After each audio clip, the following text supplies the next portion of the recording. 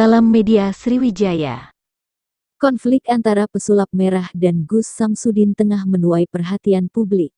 Semua bermula saat pesulap merah membongkar trik yang dipakai Gus Samsudin buat mengobati pasiennya. Marcel Radival alias pesulap merah mengaku sudah mencoba untuk melaporkan Gus Samsudin ke polisi. Tapi sayangnya, laporannya tersebut ditolak. Dalam podcast bersama Deddy Corbuzier di YouTube, dia mengatakan bahwa mencoba menjebloskan Gus Samsudin ke penjara dengan pasal penipuan. Saya nyoba, Master Deddy.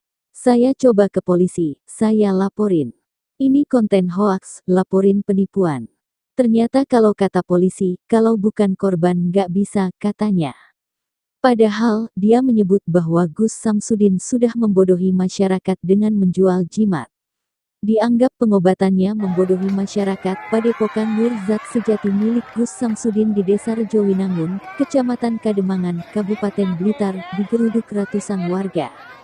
Warga menuntut padepokan itu segera ditutup. Baru-baru ini beredar sebuah video yang diunggah akun _SIT terkait penjelasan Gus Samsudin. Dalam video tersebut, Gus Samsudin meminta timnya agar mengusut tuntas permasalahannya dengan pesulap merah. Saya masalah ini pengennya dilanjutkan, biar dia bisa membuktikan di pengadilan kalau saya melakukan penipuan dan siapa yang saya tipu ada buktinya. Saya pengen malam ini diproses, mulai dari kekisruhan ini sampai di masalah pencemaran.